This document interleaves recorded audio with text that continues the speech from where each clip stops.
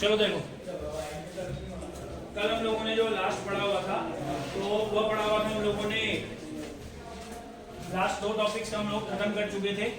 जो हमारा main topic चल रहा है वो चल रहा है ब्रिटिश एडमिनिस्ट्रेटिव रिफॉर्म्स। इधर देखो बच्चों, ब्रिटिश जो कल नहीं आए हुए थे, जो अभी नए नए हैं वो लोग समझ रहे थे।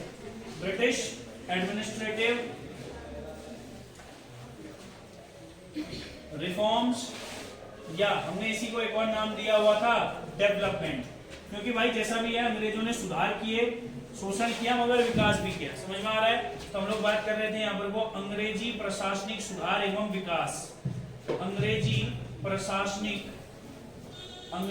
प्रशासनिक सुधार एवं विकास। अंग्रेजी प्रशासनिक सुधार एवं विकास। और मैंने आपको कल बताया था ये मॉडर्न हिस्ट्री ऑफ उत्तराखंड का सबसे बेहतरीन टॉपिक सिद्ध होगा। आपको ऐसे तरीके से ये टॉपिक किसी किताब में नहीं मिलेगा, क्योंकि ये बहुत सारी किताबों का मिश्रण है। या मैं आप लोग ऐसा कह सकते हैं कि मैंने खुद से सेल्फ एक टॉपिक बनाया हुआ है जो मैं आप लोगों को पढ़ा रहा हूँ, ताकि आप लोगों की जो एक बेसिक अंडरस्टैंडिंग है सब्जेक्ट से रिलेटेड वो क्लियर हो जाए। तो कल हम लोगों ने 2 रिफॉर्म्स के बारे में बात कर लिया था।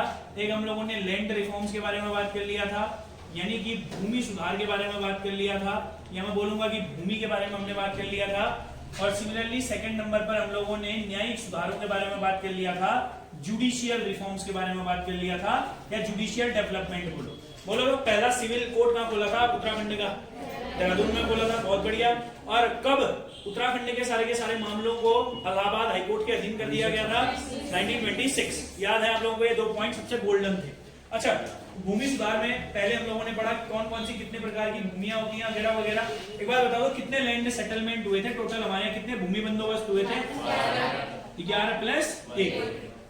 11 ब्रिटिश काल में और 1 यूपी सरकार ने किया था 1960 से लेकर 64 के बीच में। अगर हम 11 लैंड सेटलमेंट की बात करेंगे, इनमें से 7 किसने किए थे हमारे? अच्छा, कुमाऊं कमिश्नर याद है सभी लोगों को? बताओ तो जरा, पहला कुमाऊं कमिश्नर कौन था? Edward Gardner. कब से लेकर कब तक थे? 1815 से लेकर 1816 तक थे। क्लियर हो गया ना? सभी लोगों को पता है पहले हमारे कौन थे? Edward gardener. 1815 से लेकर 1816 तक। अब तो याद ही हो जानी चाहिए, आज पता नहीं कौन सी बार बता रहा हूं तुम्हें, ठीक है। दूसरे नंबर पर कौन है गार्डनर के बाद? Trail, George William trail. Trail साहब कब से कब तक रहे? 16 से 35 तक। मगर बीच में तुम्हें याद है ट्रेल को जब किसी पूर्व सूचना के, यानी कि ट्रेल को बताया नहीं कि आपको हटा रहे हैं और ट्रेल साहब को हटा दिया, तो कुछ समय के लिए एक एक्टिंग कुमाऊं कमिश्नर आए। कौन? मोजले स्मिथ। 35 से लेकर 36 तक ये एक्टिंग कुमाऊं कमिश्नर, और ये संपूर्ण उत्तराखंड के एकमात्र एक्टिंग कुमाऊं कमिश्नर थे। भाई याद रखिएगा, अगर आपसे पूछा जाएगा who the following was only acting Kumaon commissioner of Kumaon या Uttarakhand region, so what will be your answer? Mosley Smith. Gardner आ गया, ट्रेल आ गया, फिर कौन आया बोलो? गोवान। क्लियर हो गया ना? कर्नल गोवान भी लिखते हैं इसको कई लोग। 36 से लेकर 38 तक। गोवान के बाद बोलो कौन आया? फिर बोलिए कौन आया? लुशिंगटन आए। क्लियर हो गया ना? 38 से लेकर 48 तक। और आप सभी लोगों को पता, लास्ट बोलिए इसके बाद? Batten, John हेलिट batten. 1848 से लेकर 56, 48 से 56। बेटन के बाद हेनरी रैमसे। क्लियर हो गया ना? रैमसे रूल्ड ओवर 56 से लेकर 84।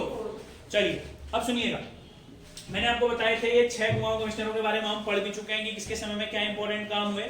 और ये 6 कुमाऊं कमिश्नर आप लोगों को एट ए टाइम ऐसे ही याद होनी चाहिए, क्योंकि जितने भी रिफॉर्म हो रहे हैं सब यही 6 कर रहे हैं। इसीलिए यही 6 हमारे लिए इंपॉर्टेंट भी हैं, क्योंकि रिफॉर्म यही 6 कर रहे हैं, सुधार यही 6 कर रहे हैं। बाद में आएंगे तो उन लोगों ने क्या सुधार करने हैं, ये पहले तुम खुद सोचो ना, यही 6 क्यों करेंगे सुधार? भाई कोई भी नई राज्य व्यवस्था आती है, कोई भी अगर नई पॉलिटिकल सिस्टम आता है, कोई भी नई यूनिट अगर कहीं पर वो राज करती है, मैंने कल आपको एग्जांपल दिया था, कल के दिन अगर हम ही नेपाल पर कब्जा कर लेंगे, हम भी वहां सुधार करेंगे। भाई वहां का जुडिशियल कैसा है हमें क्या पता, वहां शिक्षा व्यवस्था कैसी है हमें क्या पता, तो हम अपनी शिक्षा व्यवस्था वहां लागू करेंगे, हम अपने एजुकेशनल रिफॉर्म्स वहां लागू करेंगे, हम अपने देश की पद्धति उस देश में लागू करेंगे। सिमिलरली अंग्रेज भी आए, अंग्रेजों ने अपने तरीके से काम किया, मगर आपको पता है उस समय का दौर अलग था, हमें कॉलोनी थी अंग्रेजों की। अंग्रेजों ने हमारा विकास करने की जगह कुछ बहुत शोषण भी किया, क्योंकि हम अंग्रेजों की क्या थे? कॉलोनी थे। तो एक बहुत ही बड़ा ब्रॉड टॉपिक होता है इतिहास में, ये मतलब थोड़ा सा समझना जटिल भी होता है। सुधार, विकास और इसके पीछे, सुधार और विकास के पीछे एक और चीज छुपी हुई है, उपनिवेशवाद, कॉलोनिज्म जिसे हम लोग कहते हैं। समझ में आ रहा है ना? तो आज ये हम कल पढ़ चुके हैं, आज हम पढ़ने वाले हैं, क्योंकि वैसे इसके बाद ये उतना इंपॉर्टेंट नहीं है, टाइम बचा हुआ था तो मैंने एक छोटा सा टॉपिक करवा दिया। बट आज जो हम पढ़ने वाले हैं भाई, ये सबसे इंपॉर्टेंट है, जंगलात कानून। क्लियर हो गया ना? और याद रखेंगे भैया, आप देखो, तुम्हें एक बात बताओ, तुम्हें क्या लगता है? देखो आप सभी लोग एक बात जानते हैं, आज भी हमें पता है कि वन जो है हमारे लिए खुले हुए हैं। आपके घर के आगे, आपके गांव के आगे जो वन होगा वहां पर कोई भी व्यक्ति जा सकता है, कोई भी व्यक्ति घास काट सकता है, कोई भी अपने मवेशियों को चरा सकता है। कर सकते हैं नहीं कर सकते हैं ऐसा? अरे कर सकते हैं नहीं कर सकते हैं? कर सकते हैं। पहले भी ऐसा ही होता था उत्तराखंड वाले क्षेत्र में। जब अंग्रेज आए तो अंग्रेजों ने अपनी पद्धतियां यहाँ पर को लागू करी। अंग्रेजों ने थोड़ा सा क्या कर दिया भाई साहब, अंग्रेजों ने उन पर क्या लगा दिए? रेस्ट्रिक्शंस लगा दिए। क्या लगा दिए? रेस्ट्रिक्शंस लगा दिए, प्रतिबंध लगा दिए। तो और बाद में इसी का रिजल्ट याद रखिएगा, इसी के क्रमानुसार या इसी का जो रिजल्ट हुआ उसने लीड किया, या इसी का रिजल्ट हुआ 1921 का वन आंदोलन। हमारे राज्य में क्या होता है? 1921 वन आंदोलन होता है। समझ में आ रहा है ना? तो वन आंदोलन होता है। वन आंदोलन का पीछे कारण क्या था वो आज हम जान लेंगे। वन आंदोलन जब हम वहां पहुंचेंगे 1921 में तो पढ़ लेंगे। बताइए समझ में आया? इतना कोई डाउट है? बैकग्राउंड क्लियर रखिए, और जिस तरीके से मैं आप लोगों को उत्तराखंड पढ़ा रहा हूँ बस उसी तरीके से पढ़िए। ये बिल्कुल नया तरीका है, मैं ट्रेडिशन फॉलो नहीं करता हूँ, ये आप सभी लोगों को पता है। समझ में आ रहा है ना? और बोलना नहीं बीच में, ठीक है? अब ऐसे मेरी सर दर्द हो रही है तो कोशिश ये करना कि थोड़ा सा आराम से बैठे रहो और बस चीजों को सुनते रहो, क्योंकि अब ऐसा है बैचेस का लोड हो रहा है थोड़ा सा ज्यादा। देखो सुबह 8 बजे से लेकर 12 साढ़े 12 बजे तक यहीं पर रह जाता हूँ मैं, लगभग 12 बजे तक। शाम को फिर से 2-3 बैचेस और होते हैं, फिर आपको अपना भी पढ़ना होता है, असाइनमेंट भी बनाने होते हैं बच्चों के लिए, एप्लीकेशन भी मेंटेन करना होता है, वर्कलोड बहुत ज्यादा है, समय थोड़ा सा कम है। कोशिश ये करिए कि शांत तरीके से बस समझते जाइए, इसीलिए आपका सिलेबस कंप्लीट होकर के ये व्यवस्था बनाई है ताकि आप लोग बस हमको समझें। ये रिकॉर्डिंग आप लोगों को मिल जाती है डेली शाम को 3 बजे तक आप लोगों के बैच में अपलोड हो जाती है। रोज देखिए इसको, नोट्स बनाइए अपने बढ़िया तरीके से, औरों से आगे बढ़िए। ये मैं आपसे हर बार कहता हूँ, समझ में आ रहा है ना? तो बस बढ़िया तरीके से। चलो फिलहाल बढ़ते हैं, आज हम लोग जंगलात कानूनों के साथ बढ़ते हैं। देखो गार्डनर कुछ करेगा, साइड बाय साइड कुमाऊं कमिश्नरों को भी देखते रहना है, कंपेयर करके पढ़ना है। गार्डनर तो तुम्हें पता है कि भाई थोड़े समय का बहुत ही बढ़िया टॉपिक है। इस एक टॉपिक को पढ़ो, तुमने भले उत्तराखंड में पढ़ी हो ना पढ़ी हो, जीएस आती हो ना आती हो, बस टॉपिक। मैं हर बच्चे से यही बोलता हूँ, जैसे जो टॉपिक चल रहा है ना उस पर तुम्हारी ऐसी पकड़ होनी चाहिए और ऐसा फोकस होना चाहिए टॉपिक के ऊपर कि भाई उसके बाद तुम उस टॉपिक से देखो, उस टॉपिक से तुमसे कोई कुछ क्वेश्चन पूछ ले, समझ लो, कोई भी पूछ ले, चाहे भयंकर उस टॉपिक में पीएचडी करा हुआ आदमी पूछ ले, तुम्हें वो टॉपिक के बारे में पता होना चाहिए। समझ में आ रहा है ना? अपने लेवल पर जितना लेवल तुम्हारी परीक्षाओं में आना है उतना लेवल तुम्हें टॉपिक के बारे में पता होना चाहिए। बस एक बार टॉपिक पढ़ लो। चलो देखो आज मैं जंगलात कानूनों के बारे में बात करता हूँ। इंग्लिश में अगर हम फॉरेस्ट लॉज भी बोल सकते हैं इसको, ठीक है? जंगलात कानून। और ये नोट्स ऐसे बनाना भाई, तुम्हारे लिए आने वाले समय में इतने कारगर साबित होंगे नोट्स। क्लियर हो गया कि आप लोगों को खुद से बताने लगे कि भाई जो लोग ट्रेडिशनल तरीके से 4-4 सालों से पढ़ रहे हैं उनसे बेहतर उत्तराखंड आपकी है। समझ में आ रहा है ना? ऐसा होते देर नहीं लगेगी, बट फॉलो करना पड़ेगा, है ना? मेहनत करनी पड़ेगी। देखो मेरा चलते हैं हल्का सा जंगलात कानूनों की ओर। किसकी ओर चलते हैं? जंगलात। चलो जंगलात कानून क्या बोलो? जंगलात सुधार या विकास या कानून, कुछ भी कहो इसको नाम, क्योंकि सब चीजें आएंगी। देखो अब देखो हम जब जंगलात के कानून बनाएंगे, एफआरआई सब गए हुए देहरादून जाए, एफआरआई जब फोटो खिंचानी जरूरी है, नहीं तो देहरादून जाने का लक्ष्य पूरा नहीं होता है। सबने खिंचाई है कि वह फोटो एफआरआई के आगे खड़े हो गए गेट में, नहीं खिंचाई है। अब एक बात तुम खुद बताओ, चलो पहले बेसिक अंडरस्टैंडिंग लाते हैं टॉपिक की।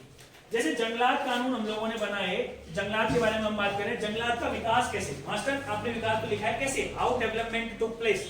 एफआरआई बनाया अंग्रेजों ने, धरोहर है आज, समझ में आ रहा है? It is the world heritage, it is development और नॉट, है कि नहीं है? हमारे देश में पहला वन विभाग समझते हैं ना? आज जो वन विभाग है, देखते हो तुम चौकियां बनी हुई है, वन विभाग भी किसकी देन है? हमारे यहाँ अंग्रेजों की। आज वो भी आएगा, क्योंकि हम उत्तराखंड का वन विभाग पढ़ेंगे, उससे पहले हम भारत का वन विभाग पढ़ेंगे। तो ये सब किसके अंदर आएगा? विकास के अंतर्गत। अब एक बात बताओ, अगर विभाग बनेगा तो उसके अंदर कानून होंगे या नहीं होंगे? एनर्जी होंगे या नहीं होंगे? क्या भी होंगे? कानून भी होंगे। और सुधार बनाया है तो ये लोग बाद में क्या करते हैं? वन नीतियां लेकर आते हैं, फॉरेस्ट पॉलिसीज लेकर आते हैं। बोलो क्या लेकर आते हैं? Forest policies. तो उसी श्रृंखला में क्या भी होता है? एनर्जी सुधार भी होता है। बोलो क्या भी होता है? सुधार भी होता है। चलो अब बढ़िया तरीके से बिल्कुल वेरी फर्स्ट स्टार्टिंग से कहानी शुरू करते हैं। और कहानी शुरू होती है 1826 से। बोलो द स्टोरी स्टार्ट्स फ्रॉम 1826। कहानी की शुरुआत होती है 1826 से 1826।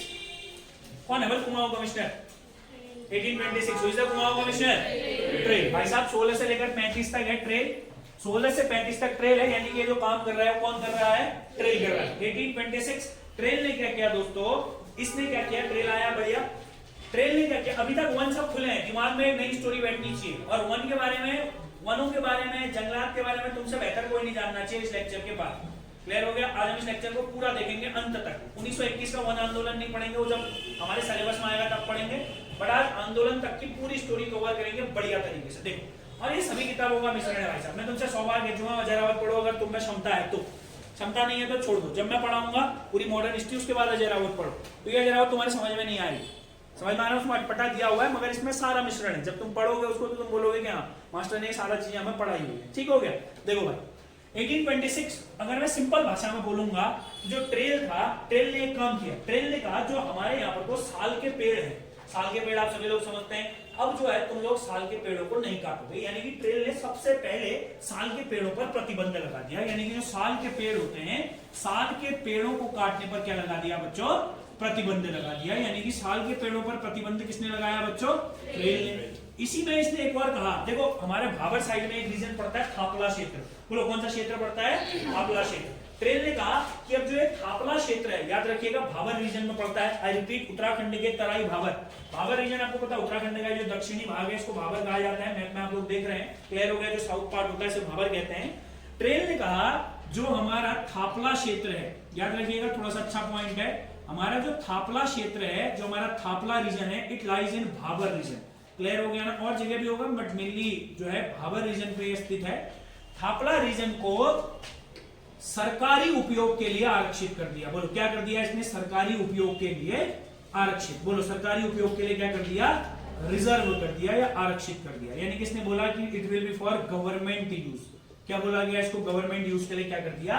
रिजर्व कर दिया। हिंदी वाले आरक्षित लिखेंगे अपने आप। बताओ, पहला स्टेप है ये वनों के मामले में कानून बनाने का। बढ़िया हो गया, समझ में आया? कोई डाउट है? कहानी शुरू कहां से हो रही है भाई? 1826। The story starts from 1826। कुछ नहीं है भाई, लोग बात कुछ नहीं बोले, क्या बोलेंगे यार? अगर थोड़ा बहुत अगर तो हमारे यहाँ भी होता है, जैसे हमारे यहाँ भी होता है, हमारे सामने घर के ठीक सामने एसएसबी का कैंप है। अब कुछ नहीं कहते भाई, पेश दिया सरकार ने। पहले तक वो बिना भूमि, आप ऐसा कह सकते हैं कि केसर हिंद भूमि है, सरकारी भूमि थी, बेच दिया। पहले हमारे यहाँ गाँव वालों की वहाँ गायें चरने जाती थी, है ना, बेच दिया, आपने कुछ नहीं कहा। मगर अगर हाँ वो कहेंगे कि भाई जितना तुम्हारा घर है उसी के अंदर रहना है, ये भी नीचे वाला भी है, यहाँ पर कोई तुम घास भी नहीं काट सकते। मगर अभी भी क्या है, उसके बाहर की जो बाउंड्री है वहां से हमारे गाँव वाले सभी लोग घास वगैरह काटते हैं। तो मतलब कुछ नहीं कहा ना हम लोगों ने, इस क्षेत्र को अगर रिजर्व कर दिया तो वही है, यहाँ के लोगों ने भी कुछ नहीं कहा। 1853, बताओ क्या कारनामा हुआ था भारत में?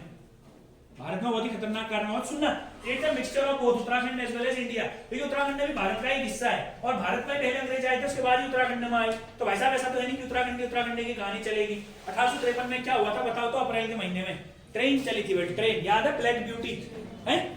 ब्लैक ब्यूटी नामक ट्रेन कब चली थी हमारे भारत में? सबसे पहले 1853। मैंने आपको बताया था 1853 में जो ट्रेन चली थी उसका नाम था ब्लैक ब्यूटी। क्लियर हो गया ना? लॉर्ड डलहौजी के समय में ट्रेन चली हुई थी।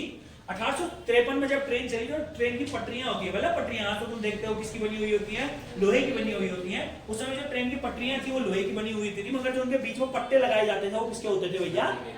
किसके हुआ करते थे? लकड़ियों के हुआ करते थे। अब तुम एक बात सोचो, तुम खुद सोचो, अगर तुम आप if you will be watching the entire India, अगर हम संपूर्ण भारत की ओर देखेंगे भाई, तो मैं आपको पहले बता देता हूं, जो संपूर्ण भारत वाला क्षेत्र है हमारा, याद रखेंगे, जो हमारा संपूर्ण भारत वाला क्षेत्र है, इधर देखना बिल्कुल अच्छे तरीके से। और एंटायर इंडिया, जो हमारा संपूर्ण भारत वाला क्षेत्र है, उसमें एक ये नॉर्थ इंडिया, एक ये नॉर्थ ईस्ट, और एक ये वेस्टर्न घाट्स। इसी वाले क्षेत्र में ज्यादातर क्या है हमारे?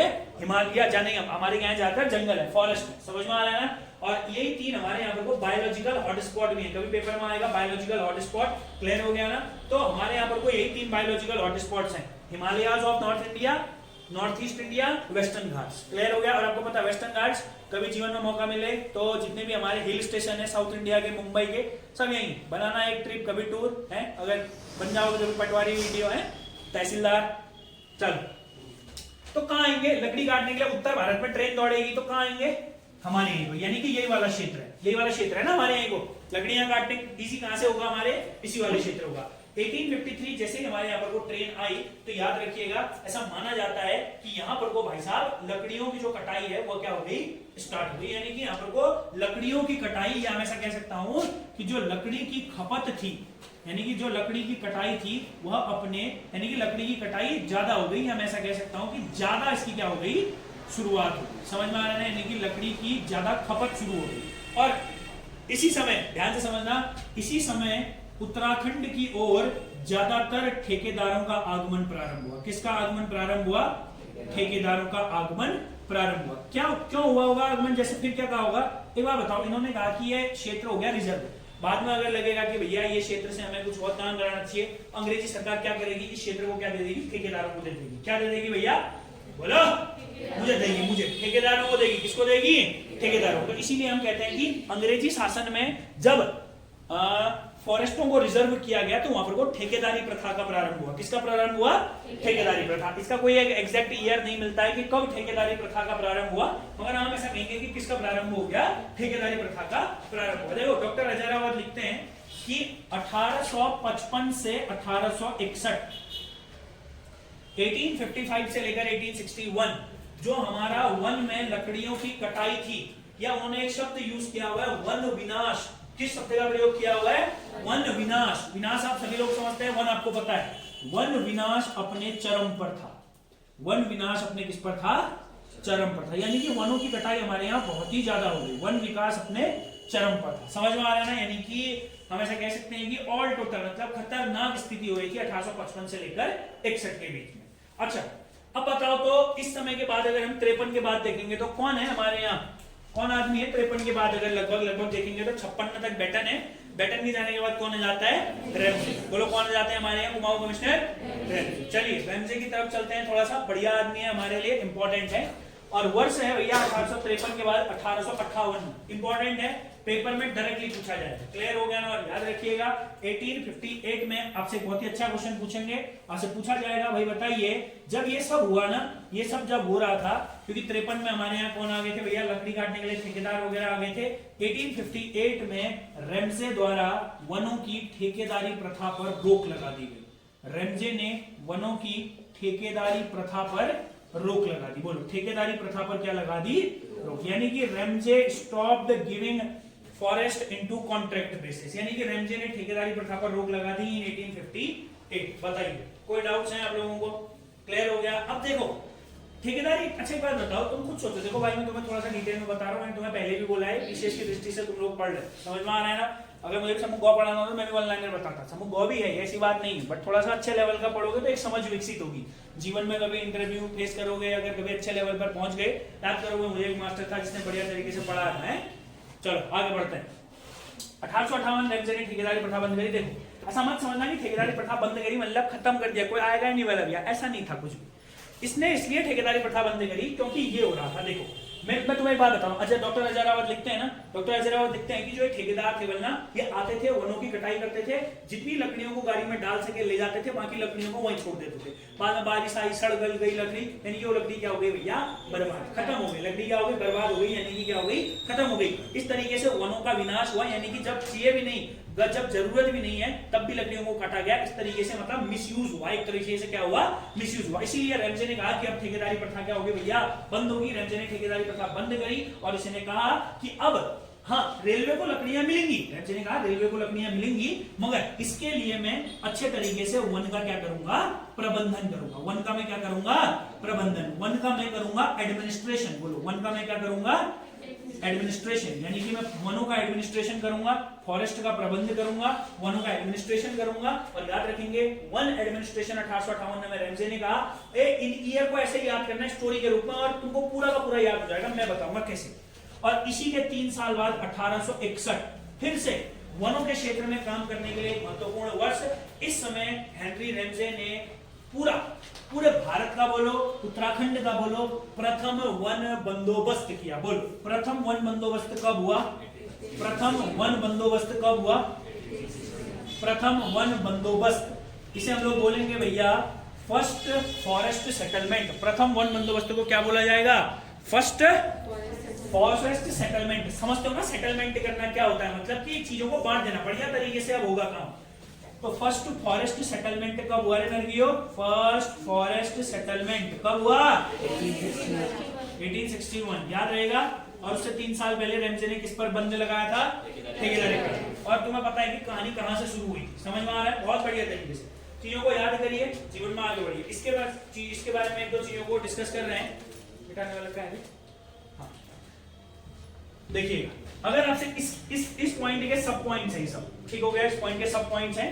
इसी के अंदर 1861 ये भारत एवं उत्तराखंड का पहला एवं उत्तराखंड का पहला वन बंदोबस्त। क्लियर हो गया? इसी का सब पॉइंट है तो मैं खाली पहले तक लिख रहा हूं, यानी कि first land settlement of Uttarakhand as well as of India. और याद रखेंगे इस बंदोबस्त को कराने के लिए, अच्छी बात तो बताओ, तुम्हें पता है कि क्या हमें वनों को नापना आता है? क्या हमें वनों को नापना आता है? क्या अंग्रेजों को वनों को नापना आता है? क्या भारत में आज तक कभी ऐसा हुआ है? अरे बताओ ना, कभी भारत में ऐसा हुआ है? तो खुद कर लेंगे? नहीं कर पाएंगे। और याद रखेंगे इसीलिए इन्होंने एक ब्रिटिश जर्मन डिट्रिस बेंडिस नाम के एक व्यक्ति को बुलाया। बोलो किसको बुलाया? डिट्रिस बेंडिस। वो डिट्रिस बेंडिस कौन थे?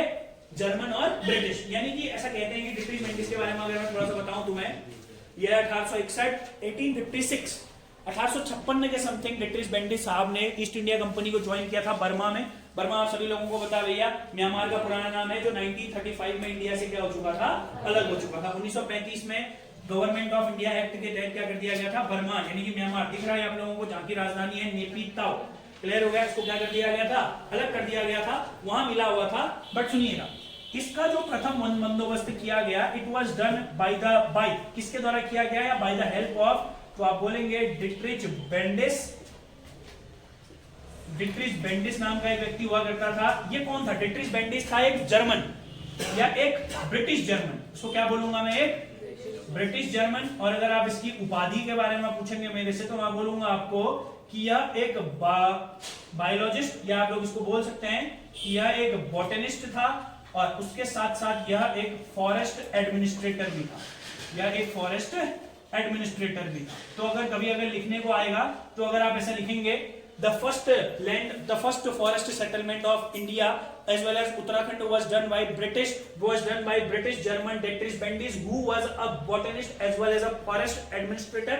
तो परीक्षा जांचने वाले व्यक्ति को लगेगा कि आपने वास्तव में क्या है चीजों को पढ़ा हुआ है, यानी कि वास्तव में आपने जब अगर वन बंदोबस्त आया, यानी कि वनों के बारे में आया, तो आपने डिट्रिस बेंडिस साहब के बारे में पढ़ना उचित समझा। तो इसको बुलाया गया और 1861 में पहला वन बंदोबस्त किसने किया? हमारे डिट्रिस बेंडिस ने किया। और याद रखेंगे वन बंदोबस्त हो गया, डिट्रिस बेंडिस बोला ऐसा है, बंदोबस्त करने से काम नहीं चलेगा, इसको आगे तक अगर तुम्हें लंबा ले जाना है तो एक वन विभाग भी चाहिए। क्या बोला डिट्रिस बेंडिस? एक क्या चाहिए? वन विभाग। देख रहे हो ना, 3 का गैप है, 58 से 61, फिर 3 जोड़ो 64। आपसे पूछा जाएगा भाई बताइए भारत में वन विभाग की स्थापना, या अगर आपसे पूछा जाएगा सिंपल, अगर आपसे पूछा जाएगा वन विभाग की स्थापना, तो आप क्या बोलेंगे? वन विभाग की जो स्थापना हुई थी बच्चे, ये हुई थी 1864 में हुई थी। क्लियर हो गया? 1864 में। अरे यार चंद एक काम करिए, इसको चार्ज में लगा दिया, इसके बाद चार्ज करना। हाँ, 1864 वन विभाग की क्या करी गई? स्थापना करी गई। अच्छा, वन विभाग की स्थापना का श्रेय पूछेगा तो किसको बोलोगे? डिट्रिस बेंडिस। और पूछा जाएगा तो याद रखेंगे वन विभाग की स्थापना में पहले जो हेड थे या पहले जो निर्देशक थे, निर्देशक समझते हो जो निर्देश देता है, पहले निर्देशक भी किसे बनाया गया? डिट्रिच बेंडिस। और याद रखेंगे ये लगभग 1864 से लेकर 1883 तक 20 साल का कार्यकाल, लगभग 1883 के लास्ट में ये हट गए थे, यानी कि पहले महासचिव भी कौन बने? डिट्रिस बेंडिस। और देखो हमारे यहाँ क्या होता है, ये मैं आपको पहले भी बता चुका हूं, जब भी अगर हमारे यहाँ पर कोई भी चीज बनती है, यानी कि हम कोई भी विभाग बनाते हैं या कोई भी हम चीज बनाते हैं नया, तो पहले उसका कानून पारित करते हैं, पहले हम उसका एक्ट लेकर आते हैं। नहीं लेकर आते हैं। एक्ट मतलब होता है अधिनियम। बोलो एक्ट मतलब क्या होता है? यानी कि अधिनियम में उस चीज से संबंधित सारी के सारी चीजें लिखी जाती हैं। समझ में आ रहा है? मगर अगर आपसे पूछा जाएगा कि पहला वन अधिनियम कब लाए, तो वन विभाग बनाने के बाद, वन विभाग बनाने के बाद first forest act was passed, प्रथम वन अधिनियम पारित किया गया। बोलो प्रथम वन। अच्छा, अधिनियम का मतलब क्या होता है भाई? तुम पहले थोड़ा सा, तो पॉलिटी में ही चलता हूं मैं, पॉलिटी में ही चलता हूं। देखो यहां पर वो बताता हूं, थोड़ा सा समझो।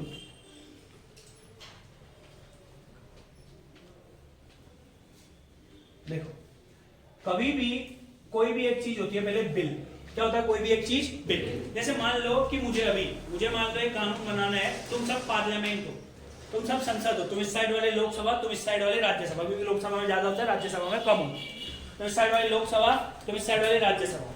अगर मुझे कोई एक कानून बनाना है, ध्यान से समझना, अगर मुझे कोई एक कानून बनाना है, जैसे मान लेते हैं अभी बहुत ही खतरनाक जोरों शोरों पर चल रहा है जनसंख्या नियंत्रण कानून। क्लियर हो गया? Population control bill. अगर मुझे पॉपुलेशन कंट्रोल बिल बनाना है तो पहले मैं क्या करूंगा? ध्यान से सुनना, मेरी गवर्नमेंट है, मैं मोदी हूं मान लो है अभी के लिए 2 मिनट के लिए, ठीक हो गया? मान लो तो मैं क्या करूंगा, मैं एक रिजोल्यूशन लाऊंगा, एक पन्ने में सब लिख के आऊंगा कि जनसंख्या नियंत्रण कानून। मैं अकेले नहीं लिखूंगा, मेरी पूरी सरकार लिखेगी, विशेषज्ञ होंगे।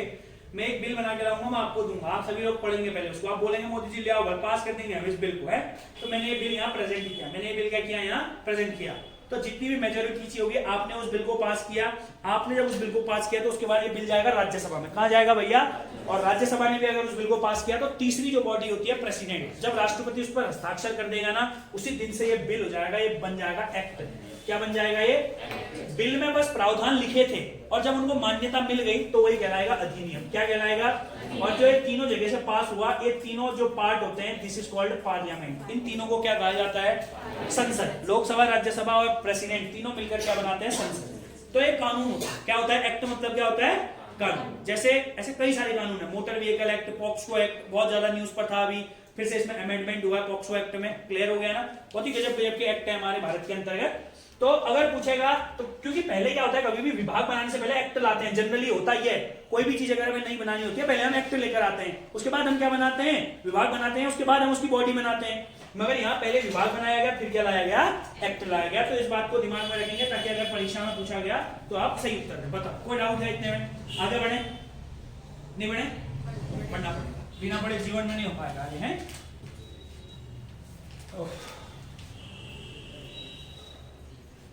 ठीक हो। 1865 फॉरेस्ट एक्ट भी आ गया। 1868 याद रखिएगा, गोल्डन ईयर फिर से आपकी परीक्षा के लिए। 1868 में कुमाऊं वन विभाग की स्थापना। बोलो, किसकी स्थापना हो जाती है? कुमाऊं वन विभाग की स्थापना। बहुत इंपॉर्टेंट क्वेश्चन है ये। कौन का वन विभाग था? फिर भारत का इंपीरियल। ये कैसा हुआ करता था? इंपीरियल, यानी कि भारतीय वन विभाग। कुमाऊं वन विभाग 1868। इसी के अगले वर्ष 1869 में कहां का वन विभाग? गढ़वाल वन विभाग की भी क्या हो गई? स्थापना हो गई। सभी चीजों को स्टेप वाइज याद करिए, ऐसे ही करके समझ में आ रहा है ना। और याद रखिएगा, एक बहुत ही गोल्डन क्वेश्चन बीच में डालना है। 1875 बोलो, 1875 क्लियर हो गया ना। 1875 में जंगलात अफसर के पद की नियुक्ति करी गई। बोलो, किसकी नियुक्ति करी गई? जंगलात ऑफिसर का पद। देखो आता है हमारे, आपको पता है, थोड़ा सा बढ़िया क्वेश्चन है। जंगलात ऑफिसर अब बन गया है, विभाग में बन जाएगा, अफसर भी चाहिए, मतलब तो जंगलों की देख रेख करेगा। तो अगर पूछा जाता है जंगलात ऑफिसर की नियुक्ति, तो क्या बोलेंगे? जंगलात ऑफिसर का जो पद बनाया गया, जंगलात ऑफिसर का जो अपॉइंट किया गया या नियुक्त किया गया, वो कब किया गया था? पहली बार 1875। करिए मेमोरियल। और इसी के चलो टिहरी का बाद में करेंगे। 1885 में टिहरी वन विभाग की स्थापना। जब हम टिहरी रियासत पढ़ेंगे तो वहां के वन बंदोबस्त, वहां का भूमि बंदोबस्त और वहां के बारे में सारी की सारी चीजें अलग पढ़ेंगे। आगे चलते हैं, देखिएगा 1878 इंपॉर्टेंट है। अच्छा बताओ तो इससे पहले 1878 इंपॉर्टेंट ईयर है। चलो मुझे एक बात बताओ, पहला वन बंदोबस्त कब लाए थे? 1861। कौन लाया था? Henry Ramsay. तो 1878 में दूसरा वन बंदोबस्त आया। बोलो, 1878 में क्या आया बच्चों? दूसरा वन बंदोबस्त आया, जिसे हम लोगों ने बोला गया, या हमेशा कह सकते हैं कि 1878 में दूसरा वन अधिनियम आया। क्या आया? वन अधिनियम, बंदोबस्त नहीं, सॉरी। 1865 में क्या आया था? पहला वन अधिनियम आया था। और 1878 में क्या आया? दूसरा वन अधिनियम। और इसको बोला जाता है अखिल भारतीय वन अधिनियम। चलो मैं आपको लिख देता हूं, second forest act, second forest act. और इसी को बोला जाता है ऑल इंडिया फॉरेस्ट एक्ट, अखिल भारतीय वन अधिनियम, all India forest act, all India forest act, अखिल भारतीय वन अधिनियम। इसी को क्या बोला जाता है? अखिल भारतीय वन अधिनियम, अखिल भारतीय वन अधिनियम। बताओ, अच्छा इसका उद्देश्य क्या था? अगर मैं थोड़ा डिटेल में जाऊं और अगर मैं तुमसे पूछूं कि भैया इसका उद्देश्य क्या था, आखिर में इसका उद्देश्य क्या था? क्लियर हो गया? अगर हम पूछें कि क्यों लाया गया सेकंड फॉरेस्ट एक्ट, क्यों लाया गया, क्या लगता है आप लोगों को? तो आप बोलेंगे सर सिंपली देखो, कभी भी ब्रिटिश शासन में थोड़ा सा समझो, याद है 1774 में, अगर तुम लोगों ने मेरे से हिस्ट्री पढ़ी, मैंने तुम्हें बताया 1774 में पहला रेगुलेटिंग एक्ट आया और उसमें प्रावधान ये किया गया कि हर 10 साल बाद या हर 15 साल बाद आएगा। समझ में आ रहा है ना? 1773 में लाया गया, हर 10 साल हर 15 साल में एक एक्ट आएगा बोला गया। मगर हम 81 में क्यों लेकर आ गए? 1773 के बाद 1781 में क्यों लेकर आए? उसको हमने नाम दिया था एक्ट ऑफ सेटलमेंट। क्या नाम दिया हमने? Act of settlement. क्यों? क्योंकि जो पहले वाले एक्ट में कुछ बहुत गलतियां रह गई थी, क्योंकि ये पहली बार आया हुआ है और जाहिर सी बात है पहली बार में गलती होती है, कुछ ना कुछ चीजें छूट गई होंगी, तो इसी गलतियों को पूरा करने के लिए ब्रिटिश सरकार द्वारा सेकंड फॉरेस्ट एक्ट या जिसे हम लोग बोलते हैं ऑल इंडिया फॉरेस्ट एक्ट, अखिल भारतीय वन अधिनियम पारित किया गया। इसमें एक बहुत ही गजब की चीजें बताता हूं, सुनो। इससे देखो अब धीरे धीरे ब्रिटिश सरकार चालू करेगी अपना काम। इसके तहत वनों को दो भागों में बांट दिया गया। अच्छा क्वेश्चन, फॉरेस्ट वर डिवाइडेड, वनों को दो भागों में बांट दिया गया, संरक्षित और आरक्षित। बोलो संरक्षित और आरक्षित। देखो आरक्षित या मैं बोलूंगा दूसरा कौन सा हो गया, संरक्षित। अच्छा क्या फर्क होता है आरक्षित और संरक्षित में? आरक्षित मतलब क्या होता है भैया, पूर्ण रूप से आरक्षित, जिसे हम लोग बोल सकते हैं भैया रिजर्व। बोलो क्या बोलते हैं हम जिसे? रिजर्व। मतलब जैसे हमारे यहाँ पे रिजर्वेशन मतलब रिजर्वेशन, रिजर्व मतलब वो बस उन्हीं लोगों के लिए। और अगर मान लो जैसे तुम्हें एक बार बताता हूँ रिजर्व कैसे प्रूफ होता है वर्ड। देखो ये रिजर्वेशन आता है, अगर मान लो उस साल वो सीटें उतने क्वालिफाई नहीं कर पाई, मान लेता हूं मैं कि 5000 लोगों के लिए 5000 ओबीसी रिजर्वेशन है, 5000 क्वालिफाई नहीं कर पाए पेपर, भरे मान लो 3000 पद भरे, कितने बच गए फिर 2000। तो ऐसा नहीं होगा कि 2000 में जनरल को डाला जाएगा, 2000 के पद बैकलॉग हो जाएंगे। क्या हो जाएंगे? बैकलॉग। यानी कि अगले साल की जब भर्ती आएगी उसी वाली, तो 2000 पदों को उसमें और जोड़ा जाएगा। इसी को कहते हैं रिजर्व। मतलब रिजर्व समझे, मतलब रिजर्व मतलब रिजर्व, रिजर्व मतलब रिजर्व में कोई जा ही नहीं सकता है। तो इसका मतलब क्या है? आरक्षित मतलब क्या होगा? मतलब बस मैं तुम्हें वर्ड समझा रहा हूं भाई, वो क्वालिटी का टॉपिक है। रिजर्व और संरक्षित मतलब होता है कंजर्व। कौन सा होता है? कंजर्व मतलब होता है थोड़ा बहुत बचाना है, कंजर्व मतलब होता है थोड़ा बहुत बचाना। तो इसका मतलब क्या है? रिजर्व जो आरक्षित वन होंगे यहां पर वो पूर्ण प्रतिबंध होता है। बोलो जहां पर वो क्या हुआ गया? पूर्ण प्रतिबंध। पूर्ण प्रतिबंध समझते हो? यानी कि हम अंग्रेजों ने बोला कि जो ये वाले रिजर्व वन होंगे यहाँ कोई जाएगा ही नहीं, यहाँ कोई जाएगा ही नहीं। पूर्ण प्रतिबंध, इसको क्या कहा जाता है? पूर्ण प्रतिबंध। नींद तो नहीं आ रही तुम लोगों को? मजा आ रहा है ना? और कंजर्व मतलब क्या होता है? जहां पर वो थोड़ा बहुत क्या दी गई हो? फैसिलिटीज, यानी कि थोड़ा बहुत क्या दिया गया हो? इजाजत दी गई हो, यानी कि थोड़ा बहुत आप लोग जा सकते हैं, जैसे घास काट सकते हैं, क्लियर हो गया ना? मगर घास काटने के साथ उन्होंने एक और चीज कही, पेड़ नहीं काटोगे भाई। समझ में आ रहा है ना? यानी कि जो पेड़ संरक्षित है उनको नहीं काटोगे, घास काट सकते हो, गायों को हल्का फुल्का चरा के लाओ, मगर विनाश नहीं करोगे। समझ में आया? समझ में आ रहा है? यही ऑनलाइन में क्वेश्चन बनेंगे बाद में, तो ये बहुत डिटेल में मैं एक ही बार में पढ़ा रहा हूं ताकि तुम्हारे लिए थोड़ा सा बढ़िया हो जाए। चलो थोड़ा सा इंटरेस्ट लाते हैं, ले जाते तुम्हें घुमाने FRI। चले FRI? चले? नहीं चलना है? चलते हैं, चलेंगे भाई। थोड़ा प्लेन खराब हो रहा है, उसका बन जाता है एक बार, तो सब चलेंगे FRI। कहाँ चलेंगे भाई? कौन गया आप लोगों से FRI? ऊपर गिरो, फोटो खींची की मनीष? खींची थी? ठीक है। और कोई नहीं गया FRI है? चलेंगे कभी? सही कह रहा है। चलो देखो इधर 1878 में ही देखो। अब एक बात तुम खुद सोचो, 1878 गोल्डन पॉइंट, इसमें आप लोगों को एक दो मेरिट डिसाइडिंग क्वेश्चन भी बताएंगे आज। पहले सुनो, उत्तराखंड की परीक्षाओं के सापेक्ष एक बात बताओ, अभी इतना सब हो गया है, ऐसा बोला कि विभाग भी बना दिया है। 1878 यानी कि विभाग कब बन गया? देखो 14 साल पहले, 14 साल पहले विभाग बन गया। अभी तक तो काम चल रहा था। वेल डिट्रिस बेंटिस थोड़े साल बाद वेल डिट्रिस बेंटिस में जाने वाला हूँ 5 साल बाद। 83 में डिट्रिस बेंटिस चले गए थे, डिट्रिस बेंटिस वेल में जाने वाला हूँ। मेरे जाने के बाद क्या करोगे? कौन करेगा संचालन? कौन करेगा संचालन? कौन करेगा इसका एडमिनिस्ट्रेशन? अभी तक तो मेरे को आ रहा है, मैं कर दे रहा हूँ तुम्हारे लिए संचालन। कौन करेगा? तो डिट्रिस बेंटिस बोला ऐसा वाले कॉलेज बनाते हैं। क्या बनाते हैं? कॉलेज बनाते हैं, यानी कि कॉलेज बनाते हैं। और वहां पर को क्या दी जाएगी? ट्रेनिंग दी जाएगी। किसको ट्रेनिंग दी जाएगी? यानी कि जो वन अधिकारी होंगे, यानी कि जो भी फॉरेस्ट्री के रूप में काम करेंगे, उनकी ट्रेनिंग दी जाएगी। तो इसीलिए इसी उद्देश्य से चीजों को हर जगह कनेक्ट करके याद रखो। मैंने क्या बोला तुमसे? डिट्रिस बेंटिस के जाने से 5 साल पहले 83 में गया, तुम्हें दिमाग में आएगा, पेपर में फिर भी आएगा ही आएगा। मास्टर ने बोला था डिट्रिस बेंटिस जब गया उससे 5 साल पहले, और वो 5 साल पहले मतलब 1878। 1878 में भारत का प्रथम महाविद्यालय खोला गया। बोलो भारत का प्रथम वन महाविद्यालय, भारत का प्रथम वन महाविद्यालय, वन महाविद्यालय। अभी भी मौका तुम्हारे पास यहाँ जाने का, एडमिशन लेने का है? किसी को मन है? अब बताऊंगा कैसे ले सकते हो इसमें एडमिशन। जीवन में बहुत मेहनत करनी पड़ेगी उसके लिए, ठीक है? कई लोगों में नहीं भाई, कई लोग तो मुंडीदार मेहनत करनी पड़ेगी, नहीं भाई सर हम मुंडी जाना, बाद जाएंगे भाई ऐसे विजिटर फोटो खिंचा के आ जाएंगे, हमें एडमिशन नहीं लेना है। खत्म है तुम्हारा। कोई तो एक तो तुम में से काम के हैं, तुम में से कौन कौन पहले बताओ थोड़ा बहुत घर जाके, मतलब दिमाग में रात को सोने से पहले सोच पड़ते हैं यार पीसेस निकालना है या लोअर पीसेस निकालना है, या कम से कम पटवारी और वीडियो तो निकालना ही है। सोचते हो कि नहीं सोचते हो? सोचा करो भाई, समझ लो ना, अन्यथा तुम बिना सपनों के जिंदा मुर्दा हो, समझे? तो सपने रखो थोड़ा जीवन में। तुम्हारे सपने भी तो नहीं है ना, तुम्हारे सपने में यही है यहाँ से जाना है हल्द्वानी घूमने, जहाँ से जाना है जबल कहाँ जाना है, देहरादून, अब ज्यादा से ज्यादा हो गया तो गोवा, हो तो बस प्लान है और तो चाहेंगे नहीं, मतलब है प्लान थोड़ा जीवन में बड़े बनाओ ताकि हम कुछ करेंगे जीवन में आने वाले समय में, ठीक है? सोचिए भाई, इट्स अ टाइम, मैंने आपको पहले भी बोला है पीसीएस लोअर पीसीएस का एक बहुत अच्छा मौका है आप लोगों के पास, पढ़ाई कीजिए थोड़ा सा उसके लिए, ठीक हो गया?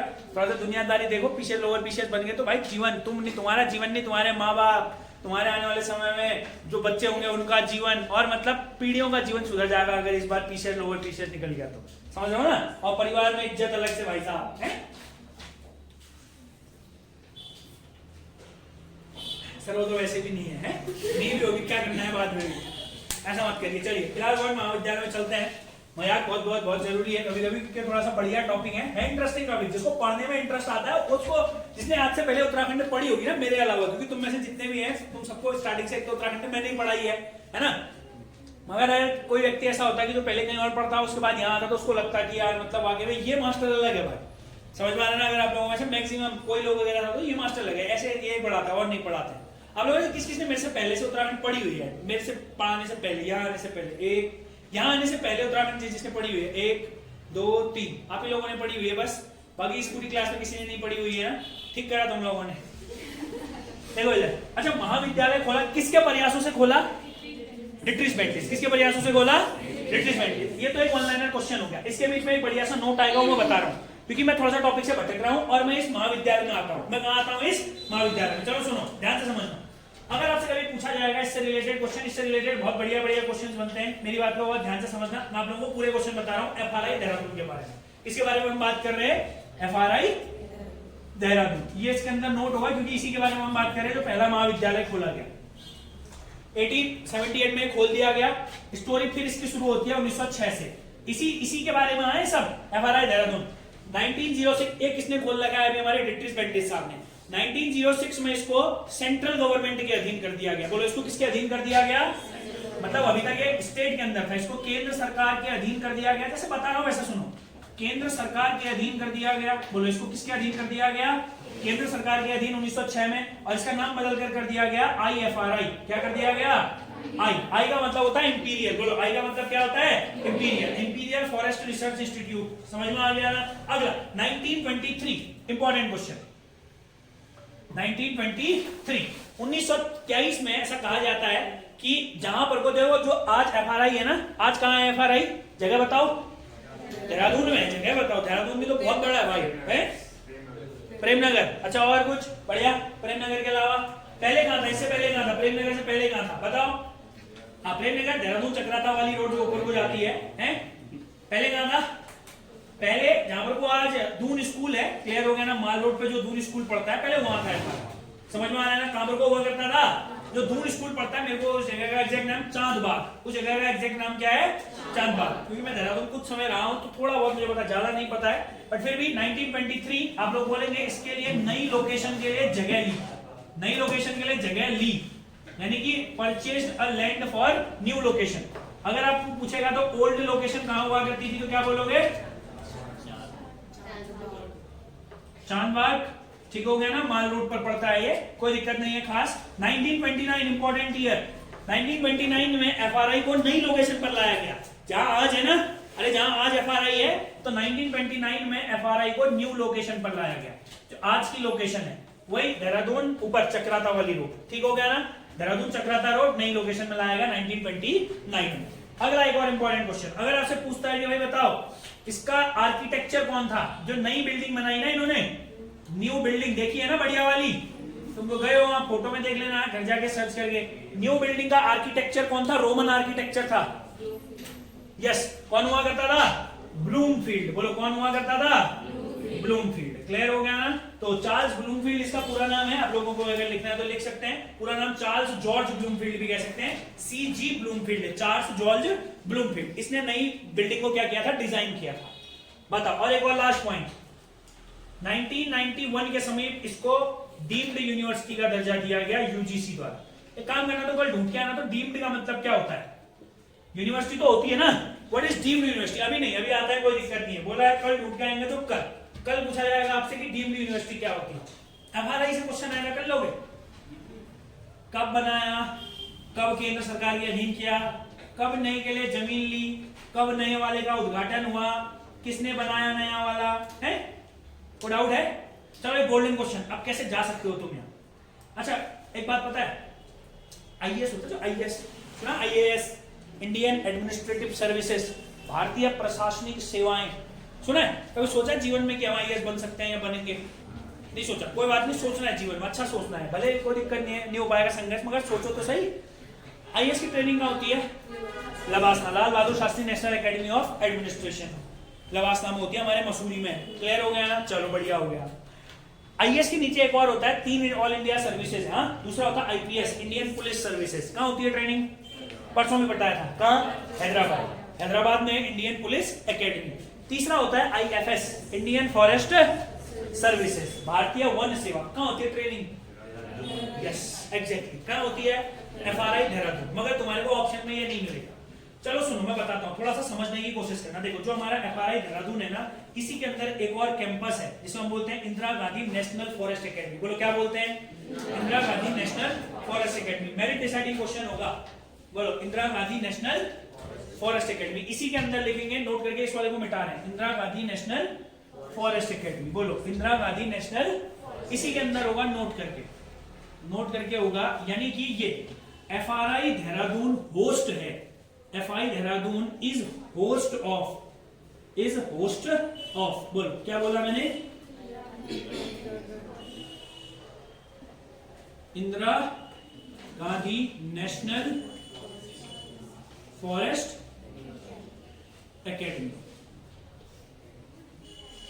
इसका मतलब क्या है? इसके अंदर जो FRI की बिल्डिंग है, अपना तो FRI के कोर्सेज अलग चलते हैं, मगर FRI के अंदर ये एक बिल्डिंग है जहां पर वो क्या है? Indira Gandhi national forest academy, Indira Gandhi national forest academy, Indira Gandhi national forest academy. अब इससे रिलेटेड बहुत अच्छा क्वेश्चन बनेगा, कई लोगों को ये पता नहीं होता ये है कहां, Indira Gandhi national forest academy.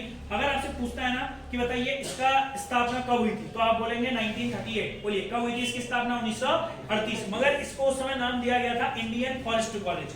बोलो क्या नाम दिया गया था? Indian forest college, established 1938 as Indian forest college.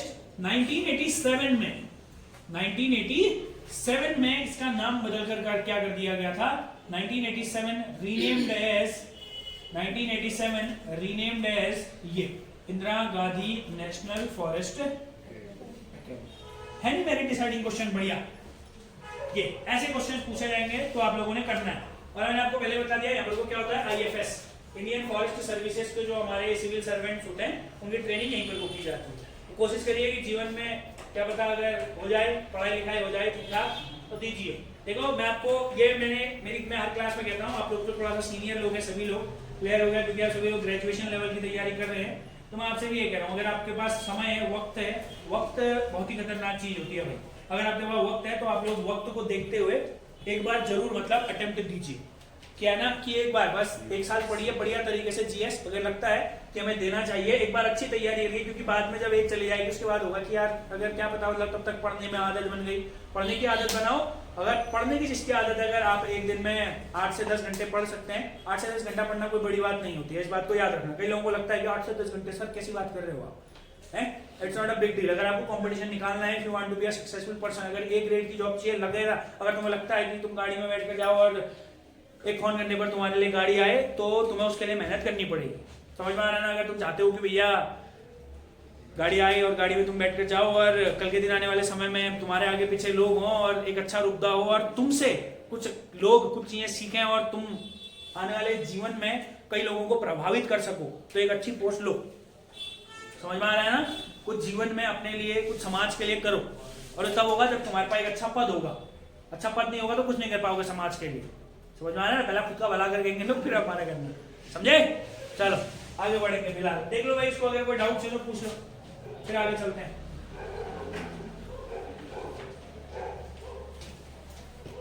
समझ में आ रहा है कुछ? बहुत आगे बढ़ते हैं। FRA देहरादून एक बार रिवाइज 1906 केंद्र सरकार के अधीन कर दिया गया। 1923 नई लोकेशन में बनाया गया। ओल्ड पहले तक चांद बाग में हुआ करता था। 1929 नई लोकेशन में उद्घाटन किया गया। और याद रखेंगे इसकी नई बिल्डिंग जो थी वो ब्लूमफील्ड द्वारा तैयार की गई थी। 1991 इसको ब्लूमफील्ड ने 1991 में इसको डीम्ड यूनिवर्सिटी का दर्जा दिया गया। FRA Dehradun is host of, FRA Dehradun है हाँ होस्ट, ये नहीं है, याद रखना। इसके अंतर्गत क्या है? Indira Gandhi national forest academy है, जिसकी स्थापना 1948 में हुई थी इंडियन फॉरेस्ट कॉलेज के रूप में। 1987 में इसको बदल दिया गया था किसके नाम पर? Indira Gandhi national forest academy. फिलहाल आगे चलते हैं। बढ़िया क्वेश्चन। 1878 के बाद 79-80 तक इसके बीच में कोई महत्वपूर्ण घटनाएं नहीं होती हैं। याद रखिएगा 1890 वन लाइनर क्वेश्चन बहुत अच्छा बनेगा। इस पूरे को मैं मिटा देता हूं। FRA आप लोगों को समझ में आ गया है। फिलहाल आगे चलते हैं। 1890 के बारे में बात करते हैं। 1890 में इन पेड़ों से आज देखते हो आप लोग लीसा निकालते हैं। देखा अगर कभी गांव में जाते हो तो कुप्पियों जैसी लगाए रहते हैं और ऊपर को छेद करे रहते हैं उस कुप्पी में, यानी कि जो लीसा होता है वो जा रहा होता है। ये बहुत अच्छा क्वेश्चन है क्योंकि अंग्रेजों को भाई अपना आई निकालनी है। अगर पूछेगा कि लीसा निकालने का कार्य, चीड़ के वृक्षों से लीसा निकालने का कार्य कब प्रारंभ हुआ, तो बोलोगे 1890। कब हुआ? 1890। जितने भी जंगलात से संबंधित क्वेश्चन है सब करेंगे। समझ में आ रहा है ना? तो आप सभी लोगों से बोलेगा कहां से निकलता है? लीसा, चीड़ के पेड़ों से। क्लियर हो गया ना? तो लीसा निकालने, या इसको एक और चीज बोल सकते हैं, लीसा टपकाने का कार्य शुरू। क्लियर हो गया ना? तो यार लीसा निकालने का कार्य क्या हो गया? प्रारंभ हो गया। लीसा निकालने का कार्य शुरू किया गया। लीसा निकालने का कार्य कब प्रारंभ हुआ फिर बच्चों? 1890 में। देखो इसमें कुछ बहुत आंकड़े होंगे, बहुत अच्छा क्वेश्चन बनेगा। क्लियर हो गया? याद रखेंगे 1893 बहुत इंपॉर्टेंट ईयर। फिर से 1893 में एक सरकारी अधिसूचना के तहत, याद रखिएगा, जितने भी हमारी भूमि हुआ करती थी, जितना भी वेस्टलैंड था, जितनी भी बेनाम भूमि थी, बेनाम भूमि को केसरे हिंद भूमि घोषित कर दिया गया। बोलो कैसी भूमि घोषित कर दिया गया? केसरे हिंद। आप सभी लोगों को पता है केसरे हिंद मतलब कैसी भूमि बच्चों? सरकारी भूमि, गवर्नमेंट भूमि। अरे समझते हो नहीं समझते हो? तो याद रखेंगे 1893 सभी बेनाम भूमि को, बोलो जितनी भी बेनाम भूमि होती है, बेनाम भूमि को क्या घोषित कर दिया गया? केसरे हिंद भूमि बना दिया गया। बोलो क्या बना दिया गया? केसर ए हिंद भूमि, केसर ए हिंद भूमि घोषित कर दिया गया। अगर पूछेगा कि भाई बताओ, अच्छा बेनाम भूमि समझते हो? वेस्टलैंड, इंग्लिश में इसको क्या कहा जाता है? वेस्टलैंड। बेनाम भूमि जैसे नदी, तालाब। क्लियर हो गया ना? हाँ ओली, गधेरे, कहाँ है ओली? गधेरे हैं? फांसी का गधेरा कहाँ? फांसी का गधेरा नहीं था। याद है आप लोगों को? क्लियर हो गया ना? यानी कि जितने भी ये जगह हुआ करती थी जहां लोग नहीं रहते थे, ये सबको क्या बना दिया गया? केसरे हिंद। या इसको आप लोग एक और चीज बोल सकते हैं, इन सबको क्या घोषित कर दिया? सरकारी घोषित कर दिया। अब देख रहे हो धीरे धीरे कब्जा कर दिया पूरे में। तुम समझ रहे हो? डेवलपमेंट समझ रहे हो तुम?